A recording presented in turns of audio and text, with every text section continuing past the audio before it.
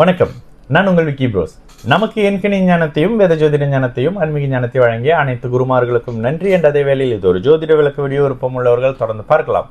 நமது Vicky Bros astrology YouTube, TikTok, Facebook மற்றும் இன்ஸ்டாகிராமை ஃபாலோ பண்ணியிருக்கக்கூடிய அனைத்து தோழிகளுக்கும் நமது நன்றிகள். ஒரு கேள்வி, brother, can I explain each லக்னாதிபதிஸ் தசா and what it will do? Thank you.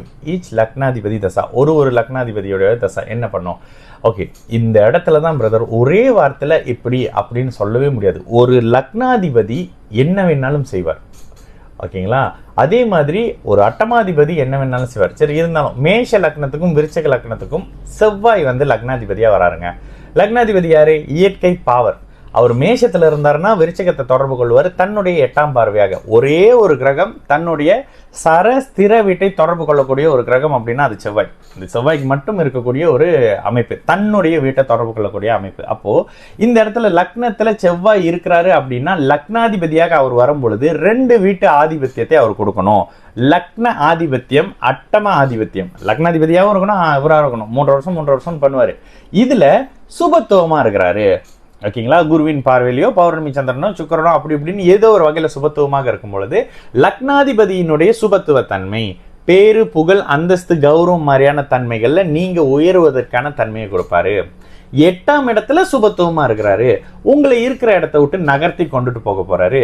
நகர்த்தி கொண்டுட்டு போய் மறைமுகமான தனலாபம், எப்பயோ இருந்து வாங்கி போட்ட ஒரு நிலமோ வீடோ கட்டிடம் மாதிரியான செவ்வாய் சம்பந்தப்படக்கூடிய அமைப்புகள்ல 8ஆம் இடத்துல சுபத்துவமா இருக்கக்கூடிய இவர் ஏதோ ஒரு வகையில அந்த சுபத்துவ காரக வழியில உங்களுக்கு ஏதோ ஒரு அதிர்ஷ்டத்தை கொடுக்க போறாரு. செவ்வாய் பாவத்துவமா ஆயிடுறாங்க. ராகுவோட சேர்ந்துறாரு, சனி பார்க்கறாரு, லக்னத்துல செவ்வாய் இருக்காரு.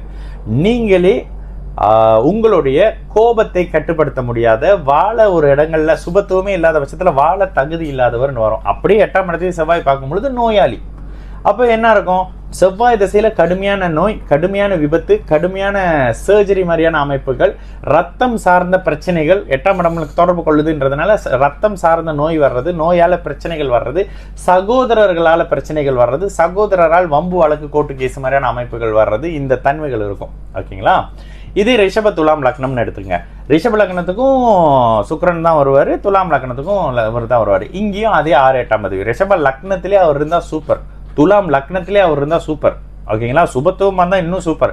எல்லாம் கிடைக்கும். எனக்கு ஒரு ஃப்ரெண்ட் இருக்காரு, ரொம்ப ஜாலியாகவே இருப்பாருங்க. அவர் பெருசாக அஷ்டம சனி போட்டு வாட்டும் போது கூட சந்தோஷமாக தான் சொன்னார், அண்ணன் யூனோ அப்படி போச்சுண்ணே எவ்ரி திங் கோன்னு யூனோ யூ வெரி சேட்லா அண்ணன் அப்படி சொல்லிட்டு சிரிச்சுக்கிட்டே சொல்லுவார். ஆனால் அந்த கஷ்டத்தை கூட என்ஜாய் பண்ணுவார். ஆனால் கடுமையான கஷ்டத்தில் இருந்தார் கடகராசி. அதே நேரத்தில் ஏன் சுக்கிரனுடைய பலம், ஒருவேளை சுக்கிரன் இல்லைங்க, சுக்கிரன் லக்னத்தில் பாபத்துவமாக இருக்காருங்க. சனி ராகுவோட சேர்ந்துருக்கிறாரு, சனி செவ்வாயோட சேர்ந்துருக்கிறாரு. தசையை தானே கேட்டீங்க? சரி, இயல்பு சுக்கிரன் லக்னத்தில் இருக்கும் போது எல்லாத்தையும் கொடுப்பாரு. ஆணுக்கு பெண்ணையும், பெண்ணுக்கு ஆணையும், லக்ஸரியான அமைப்புகளும், வீடு வாகனம், லக்ஸரியான அத்தனை வெக்கேஷன் சொல்லிட்டு ஒரு மாதிரியான தன்மைகளை, மிகப்பெரிய நல்ல அமைப்புகளை எல்லா வயதுக்கு ஏற்ற மாதிரி பண்ணுவார். இல்லைங்க, எனக்கு 10 வயசுல வந்துருச்சுன்னா கூட யாருக்கும் தெரியாமல் சீக்ரெட்டாக அப்படி இப்படின்னு அபியூஸ் எல்லாம் இருக்கக்கூடிய எல்லாத்தையும் பண்ணும். சுக்கிரதசை நடந்தவங்களை கேட்டு பாருங்க. எனக்கு ஒரு 2-3 பேர் தெரியும். அண்ணா பிரதர்னுவாங்க. அதுவே பாபத்துவம் ஆயிடுச்சு.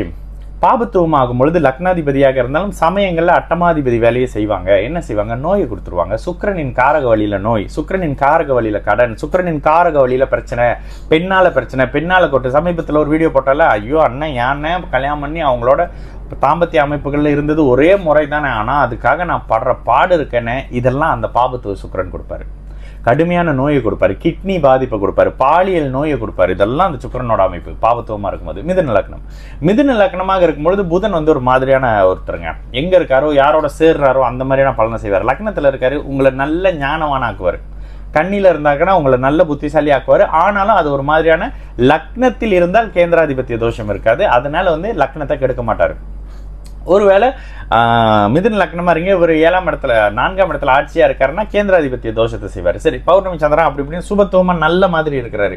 நல்ல புதன் வீடு, வாகனம், தன் சுகம், படிப்பு மாதிரியான புதனின் காரகன் நன்மைகளை பண்ணுவாரு. நீங்களே அக்கௌண்ட் ஆடிட் அப்படி இப்படின்ற மாதிரியான நல்ல அமைப்புல இருப்பீங்க.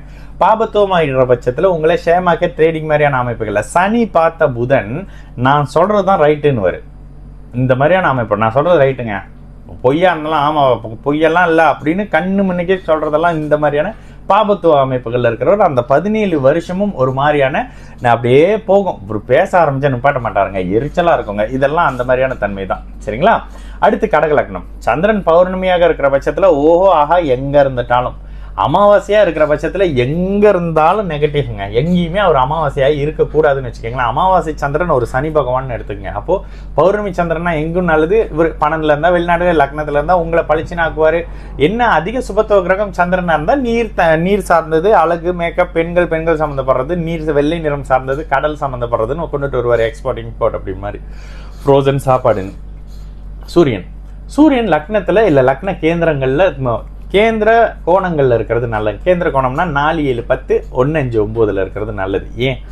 அங்கதான் அவர் நேரடி அதிகாரத்தை கொடுப்பாரு. சிம்ம லக்னமே அதிகாரத்துக்கு பிறந்தவங்க. சுபத்துவமாக இருக்கும் பொழுது அதிகாரம் நீங்க உங்களை பார்த்தாலே சைலண்ட் ஆவாங்க. பாபத்துவ அமைப்புகள்ல இருக்கும் பொழுது உங்களுக்கு யாருமே மரியாதை கொடுக்க மாட்டீங்க, கொடுக்க மாட்டாங்க.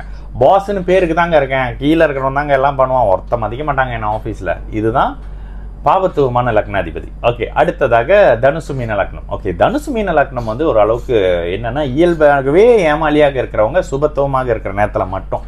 லக்னத்துல சனியும் ராகுவும் இருக்கிறாங்க, செவரு குரு நீச்சமா இருக்காரு. ஆனா தனுசு லக்னக்காரர் நல்லவருங்கெல்லாம் சொல்ல முடியாது. ஓகேங்களா? லக்னத்துல சுபர் இருக்கும் பொழுது நேர்மையானவர், நல்லவர்னு சொல்லலாம். 8ஆம் அதிபதியோ 6ஆம் அதிபதியோ 8ஆம் அதிபதியோலாம் தான் நீங்க நல்லவர் இல்ல, தைரியமா தப்பு பண்றவர். அப்ப இந்த அமைப்புகள்ல லக்னத்தோடு இருக்கக்கூடிய குரு எங்க இருக்கிறாருன்னு பாக்கணுங்க. ஓகே, ஒருவேளை தனுசு லக்னம் 4ஆம் இடத்துல இருந்தாருன்னா வெளிநாடு, வெளி மாநிலம்னு கொண்டு போவாரு. ஒருவேளை 10ஆம் இடத்துல இருக்காரு, மீன லக்னத்துக்கு 10ஆம் இடத்துல இருந்தானா 2, 10ஆம் அமைப்புகள்ல உங்களுடைய தொழில வந்து கணக்கு, கணிதம் மாதிரியான அக்கௌண்ட்ஸ், பேங்கிங், டீச்சிங், கோச்சிங் மாதிரியான அமைப்புகளை கொண்டுட்டு போவாரு. ஓகேங்களா? இந்த தன்மையில் வரும். பாபத்துவமாக இருக்கக்கூடிய அமைப்புகள்ல 4ஆம் பாவகத்தை கெடுத்து தான் பலன் செய்வாரு. அம்மாவை கெடுப்பாரு, மனைவியை கெடுப்பாரு, வீடு கெடுப்பாரு, வாகனத்தை கெடுப்பாரு. 10ஆம் இடத்துல இருந்தாருன்னா தொழிலை கெடுப்பாரு. தொழில் சம்பந்தப்படுற இடத்துல குரு தசை, குரு புக்தி வர முதல்லாம் டிஸ்டர்ப் ஆகிட்டு இருப்பீங்க. அதே மாதிரி சனியினுடைய மகர கும்பலக்னம். சனி எப்பொழுதுமே மகரத்துல ஒரு மாதிரி, கும்பத்துல ஒரு மாதிரி இருப்பார். மகரம் அவருடைய சரவீடு, கும்பம் அவருடைய ஸ்திர வீடு. சரவீட்டில் இருக்கக்கூடிய சனி வந்து சுபத்துவமாக இருக்கிற பட்சத்தில் உங்களுக்கு மண்ணு மாதிரியான அமைப்புகள்ல, மண் நிலம் சார்ந்த அமைப்புகள்ல ஒரு மாதிரியான நல்ல தன்மை கொடுப்பாரு. சில நேரத்தில் இதுல கும்பத்தில் இருக்கக்கூடிய சுபத்துவ சனி உங்களுக்கு ஆடு மாடு விவசாய மாதிரியான அமைப்புகள் ஒரு அளவுக்கு நல்ல அமைப்புகள்ல கொடுப்பாரு. ஓகே, இதெல்லாம் சூப்பரான விஷயம். டல் ஆயிட்டாருன்னா லக்னத்தையே கெடுப்பாருங்க. இந்த கும்ப லக்னமாகி சனி 12ல மறைஞ்சாருன்னா சூப்பர். மகர லக்னமாகி சனி 2ல இருந்தாலும் டல்லு. என்ன பண்ணுவாரு? எங்க இருந்தாலும் கெடுக்க போறவர் சனி. கும்ப லக்னத்துக்கு வந்து 12ல இருந்தாலும் மறைவு ஸ்தானம் பாவ கிரகங்களுக்கு ஒரு சூட்சும வலு, அதாவது தன்னுடைய கெட்ட வலிமையை நேரடியாக செலுத்த முடியாம இருப்பாங்க. அப்போ இந்த இடத்துல 12ஆம் இடத்துல மறையக்கூடிய சனி கும்ப லக்னத்துக்கு தன்னுடைய கெட்ட ஆதிபத்தியத்தை இழந்து நல்ல தன்மையை செய்ய ஆரம்பிப்பார். நேர் வலு இழந்துடுறாரு 12ல மறையறதால. அதே மாதிரி பாபத்துவ அமைப்புகள்ல இருந்தால், லக்னத்துல இருந்தாலும் லக்னத்தை கெடு, உங்களுடைய குணத்தை கெடுப்பார். உடலை பலமாக கொடுத்து மனதை கெடுப்பார். அதே மாதிரி சனி வந்து ஒரு மாதிரி நீச்சமா இருக்கிறாருன்னு வச்சுக்கோங்க. உடலும் கெட்டு போச்சு, மனசும் கெட்டு போச்சு, தைரியமா முடிவெடுக்கவே தயங்குற ஆளு. கும்பத்திலே சனி இருக்கிறாரு, இயல்பாகவே இருக்காரு, நல்ல பலமான உடம்பு இருக்குங்க, எனக்கு பிரச்சனை எல்லாம் ஒன்றும் இல்லை. ஆனா என்ன, டப்புன்னு ஒரு விஷயத்த தைரியமா பண்ண முடியாது. போன லைவ்ல ஒருத்தர் கேட்டார், என்னால வந்து ஸ்ட்ராங்கா ஒரு மாதிரி கம்யூனிகேட் பண்ண முடியல, கான்ஃபிடென்ட்னா சனியா லக்னத்துல அப்படின்னு கேட்டேன். அப்படியே போடும்போது கும்பராசியா இருந்தாரு. இந்த அமைப்புகள்ல தான் இருக்கும். அப்போ சனியினுடைய தொடர்பு லக்னங்களுக்கு வரும்பொழுது இந்த மாதிரி பண்ணுவாரு. ஒருவேளை 6, 8ஆம் அமைப்புகள்ல நல்ல மாதிரி மறைந்து சுபத்துவ நிலையில இருக்கும் பொழுது சனியின் தொழில்களை உங்களுக்கு கொடுப்பாரு பிரதர். சரிங்களா? இதுதான் புரிஞ்சிருக்கும்னு நினைக்கிறேன். இது அத்தனையும் அந்த தசையில. சரிங்களா? நான் உங்கள் விக்கி ப்ரோஸ். நல்லது நடக்கும், எல்லோரும் நல்லா இருப்போம். வணக்கம்.